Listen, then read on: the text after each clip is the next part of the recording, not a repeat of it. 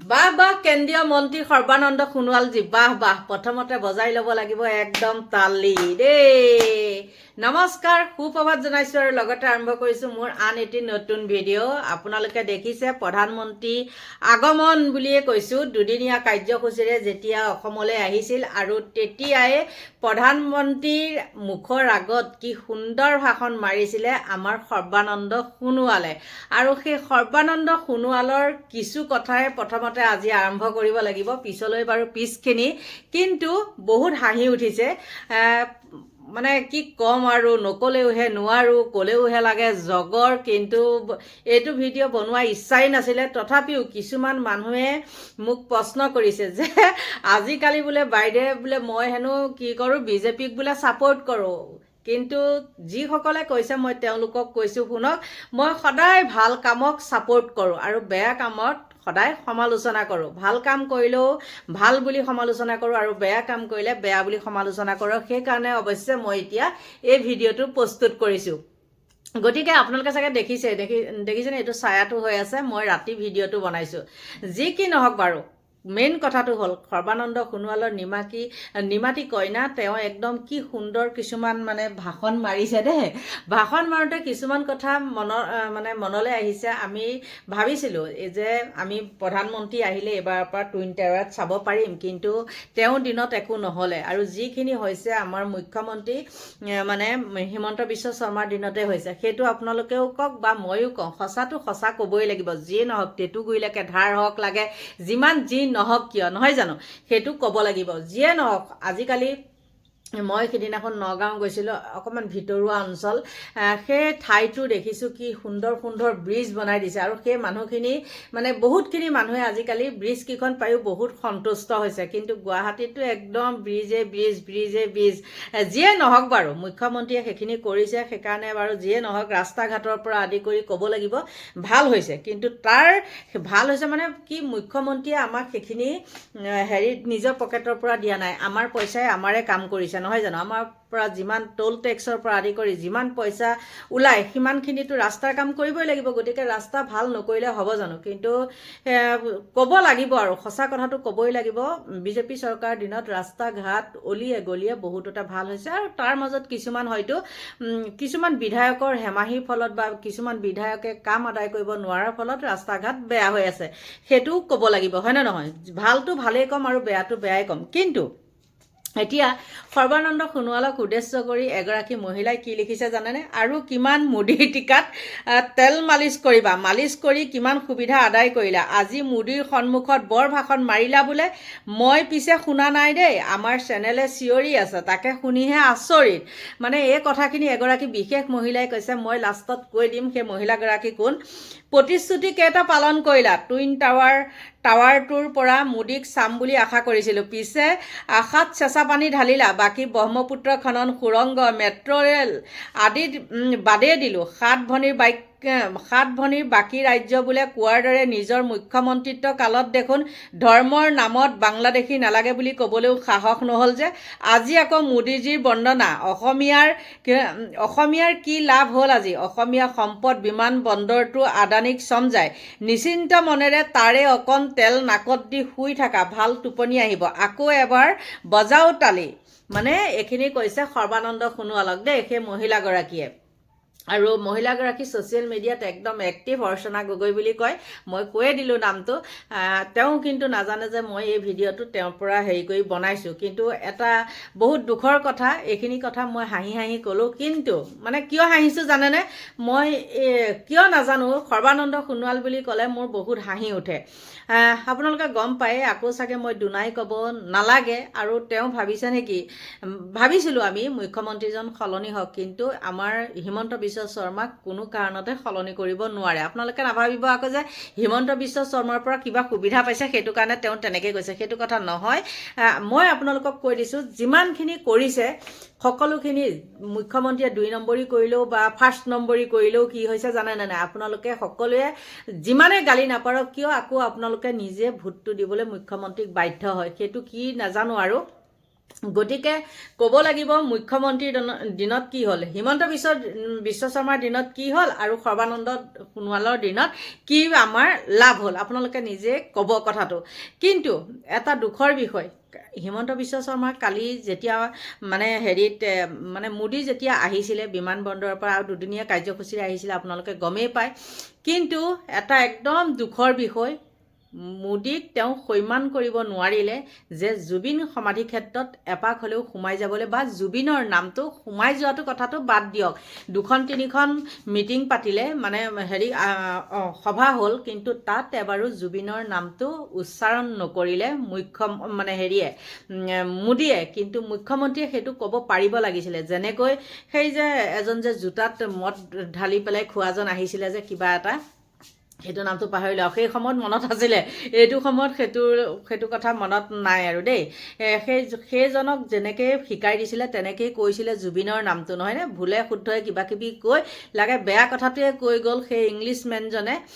কিন্তু মোদীক তেওঁ কোৱাব নোৱাৰিলে। সেইটোহে বহুত কিন্তু দুৰ্ভাগ্যজনক কথা, বহুত বেয়া লাগিছে সেই কথাটোলৈ। আৰু মই কোৱা কথাই নহয়, সেইটো ছ'চিয়েল মিডিয়াত একদম বহুত তোলপাৰ লাগি আছে। যি নহওক, নহয়নে বাৰু? শত্ৰু হ'লেও মিত্ৰ হ'লেও তেওঁ এবাৰ মাতটো বা নামটো ল'ব লাগিছিল। আপোনালোকে সকলোৱে গম পায়, হয়তো দ্বিতীয়বাৰ আৰু ইমান মানুহ মৃত্যু হ'লে তেনেকুৱা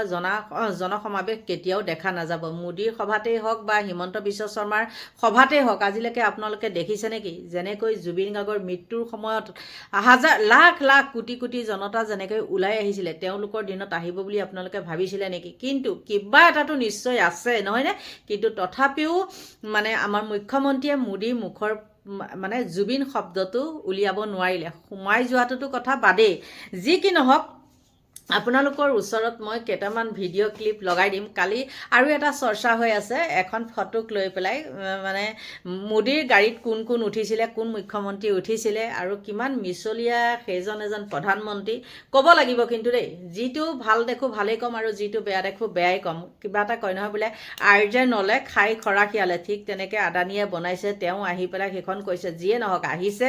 ভাল পাইছোঁ, আহিবই। আৰু এতিয়া আহিব কিয় জানেনে? ইলেকশ্যন আহি আছে, নহয় জানো? আৰু তেওঁ সকলোতে গৈছে, বৰদোৱাৰ পৰা আদি কৰি দেখিছোঁ, পীযুষ হাজৰিকাও গৈ একদম লাইভ কৰি আছে। যিয়ে নহওক, ভাল কামকতো শলাগিব লাগিবই। আগৰ বৰদোৱাৰখন হৈ থকা নাই, এতিয়া বৰদোৱাৰখন বহুত উন্নত হ'ল, ভাল লাগিছে। কিন্তু সেই মোদীৰ কিছুমান দৃশ্য আপোনালোকৰ ওচৰত মই দেখাম একদম সৰু কিছুমান দেই। আৰু তেওঁ সময় নহ'ল জুবিন গাৰ্গৰ, বিশেষতে আমাৰ অইন কথাখিনি নহয়। আৰু য'ত আপাৰত আপোনালোকে দেখিছে জনসমাৱেশ হৈছে, আৰু সেই খেতি পথাৰবিলাক কিমান নষ্ট কৰিছিলে হিচাপ আপোনালোকে ৰাখিছেনে? আৰু যিসকল ওলাই আহি পেলাই সেই খেতি পথাৰ নষ্ট কৰিছে বুলি সেইদিনাখন এটা নিউজত মই দেখিছিলোঁ, ঠিকে আছে, সাহসেৰে তেওঁলোক ওলাই আহিছে আৰু কৈছে যে আমাৰ খেতি পথাৰ নষ্ট হৈছে, কিমান কি এইবিলাক গোটেইখিনি যুক্তি সহকাৰে তেওঁলোকে কৈছে, সেইটো বহুত ভাল লাগিছে। কিন্তু আকৌ তাৰ মানুহে মোদীক ভোট দিবনে নিদিয়ে বাৰু? নিশ্চয় দিব। এইবিলাক গাই বাই কিবা লাভ আছে নেকি? আমাক লাগে মুঠতে দেশৰ উন্নতি। কিন্তু এফালৰ পৰা মোদীয়ে যে লুটি পুটি খাই শেষ হৈ গৈছে, আপোনালোকে মন কৰিছেনে? আৰু মোদী অহাৰ পিছতে হঠাতে ৰেলৰ টিকটৰ দাম কিমান বৃদ্ধি পালে আপোনালোকে গম পায়নে? নিশ্চয় পায় কিছুমানে, কিন্তু তথাপিও তেওঁলোকে মাত নিদিয়ে, কাৰণ তেওঁলোকৰ আঁচনি কটা যাব বুলি। শুনক, আঁচনি আমি পাইছোঁ বা আঁচনি আপোনালোকে পাইছে, কিন্তু সেয়া কাৰো পকেটৰ টকা নহয়, সেইবিলাক আমাৰ টকা আমাকে দিছে। কিন্তু তথাপিও এচামে কিয় ভয় কৰি থাকে, মই সেইটো কথা নাজানো। সাহসেৰে সকলোখিনি কথা ক'ব লাগে। কি বাঘ নে কি তেওঁলোক, যে আমাক যে খাই পেলাব আমি সঁচা কথাটো কোৱাৰ কাৰণে? কিন্তু বহুলোকে যে মোক, আকৌ মই কৈছোঁ, বহুলোকে মোক ইমান কমেণ্ট কৰি আছে যে আপুনি আজিকালি বোলে মুখ্যমন্ত্ৰীৰ কথা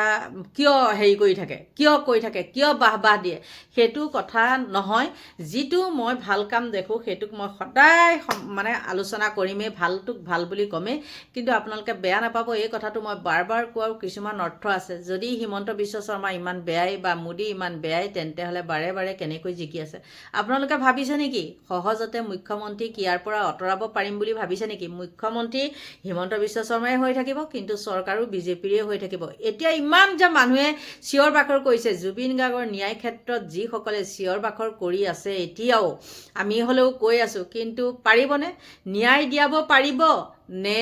বিজেপি চৰকাৰক হটাব পাৰিব আৰু মুখ্যমন্ত্ৰীয়ে যে কয় যিমান যি ক'লেও ২৬ত আমি আকৌ আহি আছোঁ একেবাৰে কিন্তু এইটো সত্য কথা কৈ আছে যিয়ে নহওক আপোনালোকৰ ওচৰত মই কেইটামান সৰু সৰু ক্লিপ দেখাম কিন্তু এটা কথাত শলাগ ল'ব লাগিব যি নহওক কিয় দেই ৰাহুল গান্ধী যেতিয়া আহিছিলে জুবিন সমাধি ক্ষেত্ৰত হওক বা কাহিলীপাৰা সেই জুবিন বাসগৃহত হওক তেওঁ কিন্তু গৈছিলে সেইটো ক'ব লাগিব সেইফালৰ পৰা সেইকাৰণে মোৰ ফালৰ পৰা কিন্তু বহুত বহুত ধন্যবাদ দিছোঁ সেই ৰাহুল গান্ধীক কিন্তু মোদীৰ সময় নহ'লে মোদীৰ ক'ত সময় হ'ব তেওঁ হ'ল বেপাৰী মানুহ এজন বেপাৰী মানুহজন যেতিয়া তেওঁ প্ৰধানমন্ত্ৰী হৈছে বেপাৰীৰ কি কামত লাভৱান হৈ থাকিব লাভ হ'ব সেইবিলাকতহে চকু দিব আপোনালোকে চাবচোন বেপাৰী মানুহৰ সদায় ক'ত লাভ হয় ক'ত কি হয় সেইবিলাক চকু দিব ক'ৰবাত খালী ঠাই আছে নেকি ক'ৰবাত কিবা আছে নেকি ক'ৰবাত কিবা বেচিব পাৰোঁ নেকি এইবিলাক ধান্দাতে থাকে গতিকে বেছি মই বহল কৰি নাথাকি আপোনালোকৰ ওচৰত কেইটামান দৃশ্য দেখাই দিছোঁ চাই লওক প্ৰধানমন্ত্ৰী নৰেন্দ্ৰ মোদী অসমলৈ আহিল আদানীৰ নৱসজ্জিত বিমানবন্দৰো উদ্বোধন কৰিলে মোদীয়ে শ্বহীদ বেদীলৈও গ'ল নৰেন্দ্ৰ মোদী পিছে জুবিন ক্ষেত্ৰলৈ যাবলৈহে সময় নিমিলিল প্ৰধানমন্ত্ৰী মোদীৰ প্ৰধানমন্ত্ৰীৰ ভাষণৰ স্ক্ৰিপ্টতো এবাৰৰ বাবে নোলাল প্ৰাণৰ শিল্পী জুবিন গাৰ্গৰ প্ৰসংগ দেশৰ প্ৰধানমন্ত্ৰী নৰেন্দ্ৰ মোদী কালি গুৱাহাটীৰ লোকপ্ৰিয় গোপীনাথ বৰদলৈ আন্তঃৰাষ্ট্ৰীয় বিমানবন্দৰৰ নৱনিৰ্মিত টাৰ্মিনেল বিল্ডিং উদ্বোধন কৰিবলৈ অসমলৈ আহে যাৰ পাছত তেওঁ আজি গুৱাহাটীৰ বৰাগাঁওস্থিত নৱনিৰ্মিত শ্বহীদ স্মাৰক ক্ষেত্ৰখনো দৰ্শন কৰিবলৈ যায় পিছে প্ৰধানমন্ত্ৰী নৰেন্দ্ৰ মোদীৰ সময়সূচীত সময়হে নোলাল জুবিন ক্ষেত্ৰত দৰ্শন কৰিবলৈ প্ৰধানমন্ত্ৰী এগৰাকী ব্যস্ত ব্যক্তি সেয়া বাৰু ঠিকেই আছে বিৰোধী ৰাজনৈতিক দল কংগ্ৰেছক ভাষণত কটাক্ষও ঠিকেই কৰিলে প্ৰধানমন্ত্ৰী নৰেন্দ্ৰ মোদীয়ে পিছে অসমলৈ আহি অসমৰ প্ৰাণৰ শিল্পী জুবিন গাৰ্গ সম্বন্ধে এষাৰো কথা নোলাল প্ৰধানমন্ত্ৰী নৰেন্দ্ৰ মোদীৰ ভাষণত ইয়াতে উল্লেখ কৰি থওঁ যে বিগত ৭ আৰু ৮ নৱেম্বৰত গুৱাহাটী ৰিভাৰফ্ৰণ্ট প্ৰজেক্ট উদ্বোধন কৰিবলৈ আহিছিল দেশৰ কেন্দ্ৰীয় বিত্তমন্ত্ৰী নিৰ্মলা সীতাৰমণ তেতিয়াও এই একেই পৰিৱেশেই দেখিবলৈ পোৱা গৈছিল য'ত নিৰ্মলা সীতাৰমণৰ ভাষণতো ওলোৱা নাছিল প্ৰাণৰ শিল্পী জুবিন গাৰ্গৰ প্ৰসংগ পিছে কংগ্ৰেছক কটাক্ষ নকৰি তত নোপোৱা প্ৰধানমন্ত্ৰী নৰেন্দ্ৰ মোদীৰ বিপৰীতে বিৰোধী ৰাজনৈতিক দলৰ নেতা ৰাহুল গান্ধী অসমলৈ আহোঁতে ৰাহুলে দৰ্শন কৰি গৈছিল জুবিন ক্ষেত্ৰ তদুপৰি জুবিন গাৰ্গৰ পত্নী গৰিমা শইকীয়া গাৰ্গৰ লগতে জুবিন গাৰ্গৰ পিতৃকো সাক্ষাৎ কৰি সমবেদনা জ্ঞাপন কৰিছিল ৰাহুল গান্ধীয়ে লগতে জুবিনৰ প্ৰিয় নাহৰ পুলি ৰোৱাৰো কাৰ্যসূচী গ্ৰহণ কৰিছিল বিৰোধী ৰাজনৈতিক দলৰ নেতা ৰাহুল গান্ধীয়ে আনহাতে অসমলৈ মোদী আগমনক লৈ জনতাৰ কোটি কোটি টকা ধন পানীৰ দৰে বোৱাই গুৱাহাটীত য'তেই চকু ফুৰাই তাতেই মাথো মোদীময় কৰি লগোৱা হৈছে বেনাৰ তদুপৰি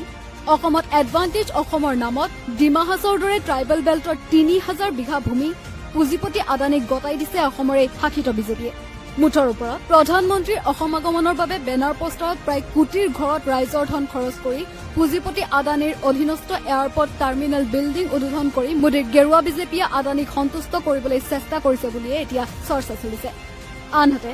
অসমৰ প্ৰাণৰ শিল্পী জুবিন গাৰ্গৰ মৃত্যুৰ পাছত দেশখনৰ দুগৰাকীকৈ বিজেপি দলৰ নেতা মন্ত্ৰী বিত্তমন্ত্ৰী নিৰ্মলা সীতাৰমণ আৰু প্ৰধানমন্ত্ৰী নৰেন্দ্ৰ মোদী অসমলৈ আহি নিজৰ ভাষণত এবাৰলৈও শিল্পীগৰাকীৰ নাম উল্লেখ নকৰা বা জুবিন ক্ষেত্ৰলৈ নোযোৱা এই আদিবোৰ কথাই মাথো শাসিত বিজেপিয়ে আগন্তুক বিধানসভা নিৰ্বাচনৰ পূৰ্বে অসমৰ জনতাৰ অন্তৰ জয় কৰাৰ এক কৌশল বুলিয়ে এতিয়া চৰ্চা চলিছে তদুপৰি এতিয়া প্ৰশ্ন হয় অসমৰ শিল্প সংস্কৃতিৰ প্ৰতি তিলমানো আৱেগ নাই নেকি দিল্লীৰ নেতাসকলৰ শাসিত বিজেপি নেতাসকলক মাথো কেৱল নিৰ্বাচনত অসমৰ জনতাৰ ভোট কেইটাহে লাগে নেকি অসম তথা উত্তৰ পূৰ্বাঞ্চলৰ প্ৰাকৃতিক সম্পদৰ ওপৰতহে চকু নেকি এই শাসিত বিজেপি উত্তৰ পূৰ্বাঞ্চলৰ উন্নয়নৰ নামত আৰু কিমান ট্ৰাইবেল বেল্টৰ বিঘা বিঘা ভূমি আদানী